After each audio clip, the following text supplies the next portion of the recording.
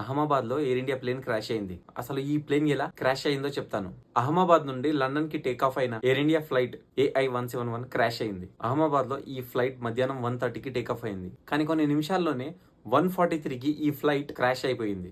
Air India official reports ప్రకారం ఈ plane లో 242 మెంబర్స్ ఇంక్లూడింగ్ క్రూ ఉన్నారు. అందులో 169 Indians, 53 British nationals, 1 Canadian, 7 పోర్చుగల్స్, 2 pilots, 10 cabin crew ఉన్నారు. ఈ ప్లేన్ క్రాష్ అయింది ఒక మెడికల్ కాలేజ్ డాక్టర్ హాస్టల్స్ పైన. ఆ టైంలో స్టూడెంట్స్ లంచ్ చేస్తున్నారు.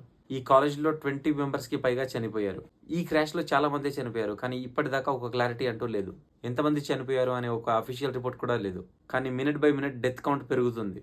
ఈ ఫ్లైట్ లో గుజరాత్ ఎక్స్ సీఎం విజయ్ రూపానీ కూడా ఉన్నారు. ఈ ఇన్సిడెంట్ మొత్తంలో ఒకరు మాత్రం బతుకున్నారు.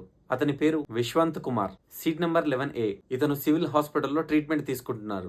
మాక్సిమం మెంబర్స్ ప్లేన్ లోనే కాలిపోయారు. ఆ బాడీస్ ని చూస్తే ఎవరు తట్టుకోలేరు. ఈ ప్రమాదం ఎలా, ఎందుకు, అసలు ఎలా జరిగిందో ఒక క్లారిటీ అంటూ లేదు. ఈ ప్లేన్ లో ఏం జరిగిందో తెలుసుకోవాలంటే ఒక వే ఉంటుంది. ఈ ప్లేన్ లో ఉన్న బ్లాక్ బాక్స్ ని వెరిఫికేషన్ కి పంపిస్తారు. ఇంకా చూడాలి ఫర్దర్ అప్డేట్స్ గురించి.